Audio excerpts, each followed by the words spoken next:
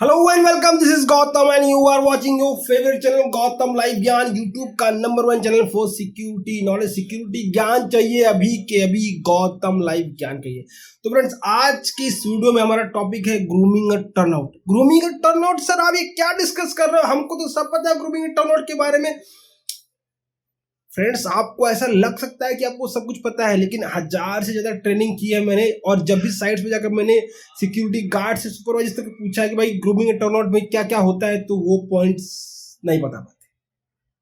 कभी आबाकजा करते हो, कभी खिचड़ी पकाते हैं। टर्नआउट के जो पॉइंट्स है वो बता देते हैं ग्रूमिंग में, और ग्रूमिंग वाले पॉइंट्स बता देते हैं टर्नआउट में। कई बार तो मैंने ऑफिसर से भी पूछते, भाई आप साइट विजिट करने जाते हो तो ग्रूमिंग एंड टर्नआउट में आप क्या क्या चेक करते हो, तो अबाकजा और खिचड़ी पक जाती है। तो इसीलिए मैंने सोचा कि भाई ये जो पॉइंट्स तो मामूली है, लेकिन डिस्कस करने जैसा है, तो इसलिए मैंने ये वीडियो बनाने का सोचा। तो आइए जानते हैं ग्रूमिंग क्या होता है, टर्नआउट क्या होता है मीनिंग के साथ, और जानते हैं इसमें कौन कौन से पॉइंट्स आते हैं। तो सबसे पहले शुरुआत करते हैं हम लोग ग्रूमिंग से। तो ग्रूमिंग में फ्रेंड्स क्या आता है पॉइंट? सबसे पहले आपका आता है हेयर कट, आपकी आंखें, आपका नाक, आपका मुख, मुस्टैच, शेविंग, कान, आपका फेस, आपके हाथों के नाखून, ठीक है, आपकी कलाई में पहनने वाला कोई सामान, आपके पैर के नाखून। तो ये सारे जो पॉइंट्स मैंने गिनाए हैं, ये आपका ग्रूमिंग पॉइंट है।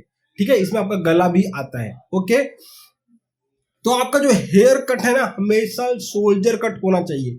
आई am talking about security guard, male security guard. Female की बारे में बात नहीं कर रहा हूँ, फीमेल का हम लोग डिस्कस करेंगे आगे, ठीक है ना। तो आपका जो हेयर कट है मुझे सोल्जर कट होना चाहिए। आंखें में किसी तरह की गंदगी वगैरह नहीं होनी चाहिए। नाक आपके बहते हुए नहीं होने चाहिए, हमेशा नाक आप साफ सुथरे रखो। अगर किसी तरह से बाल वगैरह नाक में झांक रहे हैं बाहर, तो उसको आप ट्रिम कर लो कैंची से। मूछे हमेशा आप ट्रिम रखो, छोटी बड़ी नहीं होनी चाहिए। इस साइड छोटी, साइड बड़ी है।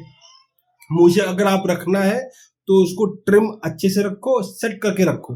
आपको दाढ़ी के लिए तो कोई ऑप्शन नहीं, केवल जो पंजाबी भाई हमारे हैं उनको आप दाढ़ी का छूट दिया हुआ है, मूछ का छूट दिया हुआ है, ठीक है, क्योंकि उनका धार्मिक वैल्यू ऐसा है तो उनको छूट दिया है। बाकी किसी को भी दाढ़ी तो बिल्कुल आप नहीं रख सकते। दाढ़ी को हमेशा आपको क्लीन एंड सेव ही रखना है।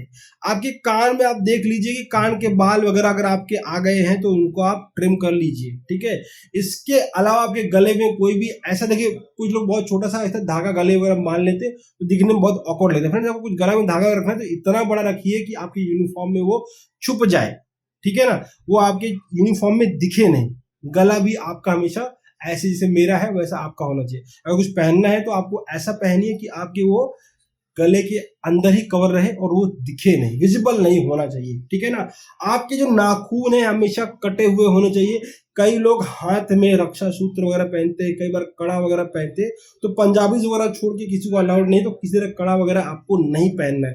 अब लोग पहनते हैं प्रैक्टिस करने के लिए, ये ग्रूमिंग पॉइंट है सर, इसको आपको क्लियर करना होगा। आपको पहनना है, आप पहनिए, लेकिन ड्यूटी आवर्स में ये चीजें सिक्योरिटी में सही नहीं मिल जाती, आपका ग्रूमिंग पॉइंट्स में ये कवर अप आ जाएगा, ठीक है। तो आपको ये चीज आपको मेंटेन रखनी है, ठीक है। आपके पैर के नाखून आपको हमेशा कट रखने हैं, आपके हाथों के नाखून की तरह।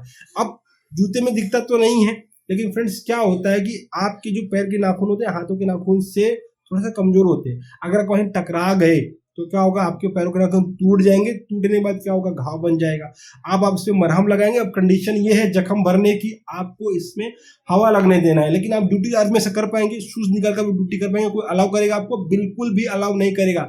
आपको मजबूरन शूज पहनना पड़ेगा। शूज आप पहनेंगे तो क्या होगा, शूज आप जब पहनेंगे तो आपके घाव में हवा नहीं लगेगी, जिसकी वजह से घाव जल्दी नहीं भरेगा। इन्फेक्शन वगैरह कभी पस जम जाती है, कई बार तो अंगूठा ही काटना पड़ता है। इसलिए इतनी सारी फजीयत, इतनी सारी मुश्किलात का सामना करने से अच्छा है कि आप पैरों के नाखून कट कर दें। तो ये सारा जो आपका बॉडी से रिलेटेड पॉइंट है ना, आपकी बॉडी ये सब की ग्रूमिंग में आ जाती है, ठीक है। दूसरा है टर्न आउट। टर्न आउट का मतलब आपका यूनिफॉर्म, शूज और सॉक्स। इसमें आपका कैप भी आता है, ठीक है। तो आपकी कैप अच्छी कंडीशन में होनी चाहिए, साफ सुथरी होनी चाहिए, कहीं से फटी वगैरह नहीं होनी चाहिए, वो एकदम बढ़िया कंडीशन में होनी चाहिए। आपका यूनिफॉर्म अच्छा होना चाहिए, दो सेट ऑफ पैंट प्रॉपर होना चाहिए, जो कंपनी एजेंसी ने प्रोवाइड किया वही यूनिफॉर्म को पहनना है, ठीक है। अपने घर से कोई यूनिफॉर्म अगर आपको बना के नहीं पहनना है, ठीक है, तो आपका यूनिफॉर्म होना चाहिए, नीट एंड क्लीन होना चाहिए, आयरन होना चाहिए। जो कंपनी ने उस पर एसेसरीज वगैरह दी हुई है वो एसेसरीज पूरी होनी चाहिए, जैसे कि क्या एप्लेट होता है, लाइनर होता है, विसल होता है, नेम प्लेट होता है। कई एजेंसी में इसको फॉलो करते हैं नेम प्लेट को, एजेंसी में नहीं करते, ठीक है। कंपनी के लोगो वगैरह जो है वो प्रॉपर होने चाहिए, ऐसे नहीं कोई लोगो वगैरह निकला हुआ है, ठीक है। आपका कमरबंद में आपका बेल्ट वगैरह होना, आपका बेल्ट आपका होना चाहिए। पैंट जो आपने पहनी वो भी आपकी आयरन होनी चाहिए, नीट एंड क्लीन होनी चाहिए। आपका शूज हमेशा ब्लैक होना चाहिए, शूज सेफ्टी शूज होना चाहिए, ठीक है, और वो पॉलिश्ड होना चाहिए, डेली बेसिस को पॉलिश करना है। आप जो सॉक्स पहन रहे हैं वो प्लेन ब्लैक होना चाहिए, किसी तरह चित्रकारी उस पर आपको नहीं करनी है, और चित्रकारी वाला शूज वगैरह सॉरी सॉक्स आपको कैरी भी नहीं करना है, एकदम प्लेन ब्लैक आपको करना है। सॉक्स के मामले में एक बहुत जो मैंने देखा कॉम्प्रोमाइज करते हैं सिक्योरिटी गार्ड हुआ करते हैं, सस्ता वाला कोई भी सॉक्स ले लेते हैं। इसमें दिक्कत क्या आती है फ्रेंड, जब आप इसको पहनते हैं तो उसका वो जो स्वेट वगैरह निकलता है, पसीना निकलता है, ये जो सॉक्स है वो एब्जॉर्ब नहीं कर पाता, और इतनी गंदी स्मेल इसमें से आती है कि लोग इसके दीवाने हो जाते हैं। मतलब पूछते हैं भैया आपने सॉक्स कहाँ से लिए, हमको भी बताओ, तो फिर आपको बताने में बहुत प्राउड फील होता है। तो ये प्राउड वगैरह आपको बिल्कुल भी नहीं लेना है फ्रेंड्स, ठीक है। तो थोड़ी अच्छी क्वालिटी के आप सॉक्स ले लीजिए, H&M के, मार्क्स स्पेंसर के, बाटा के शूज वगैरह आते हैं, तो आप उसको कैरी कीजिए। इससे क्या होगा, ये तो है देखो फ्रेंड्स, क्या होता है कि सस्ता रोए बार बार, महंगा रोए एक बार। आपने एक बार इन्वेस्ट कर दिया, जो 100 से 2.5-3 साल चलते हैं, तो ये बार बार लेने की झंझट से मुक्ति मिल जाएगी, और आप किसी को दीवाना भी नहीं बना पाएंगे आपकी सॉक्स की स्मेल से। तो ये था आपका ग्रूमिंग एंड टर्नआउट से रिलेटेड पॉइंट। तो जब भी आपको पूछे तो वीडियो आप एक बार देख लीजिएगा और रेफर करके बता दीजिएगा ग्रूमिंग एंड टर्नआउट क्या होता है। ये सिंपल सा वीडियो था, ठीक है, ज़्यादा इसमें कोई साइंटिफिक रॉकेट साइंस वगैरह नहीं था, तो मैंने सोचा कि थोड़ा बना देता हूँ आपके लिए, ताकि आपको कोई प्रॉब्लम्स वगैरह नहीं आए, ठीक है। तो वीडियो पसंद आई तो हमेशा की तरह लाइक करें, चैनल पर नए हैं तो अभी सब्सक्राइब करें और बेल आइकन को हिट करें। फ्रेंड्स, हमको यूट्यूब ने थैंक्स बटन दिया है, जो आप थैंक्स बटन को जरा प्रेस कर दीजिए, और आप 20 रुपये से 200 रुपये तक डोनेट कर सकते, तो हमको जरा सपोर्ट कीजिए, ताकि हम थोड़ा फाइनेंशियली स्ट्रांग बने और आपको बहुत सारा फाइनेंशियली और नॉलेज का ज्ञान भंडार भर सके आपके दिमाग में। कि वक्त होगा तभी तो वीडियो बन पाएंगी फ्रेंड्स। आपने देखा कि बहुत सारा गैप हो गया, ये जो हुआ ये वक्त की कमी की वजह से हुआ फ्रेंड्स। मैं वक्त ही निकाल नहीं पा रहा था, जो आपके लिए वीडियो नहीं बना पा रहा था। तो आप सपोर्ट कीजिए, और हमारे एक चैनल है द बकैत, तो उसको भी जरा सब्सक्राइब करके इसी की तरह उसको भी प्यार और दुलार दीजिए। मिलते हैं नेक्स्ट वीडियो, तब तक के लिए जय हिंद।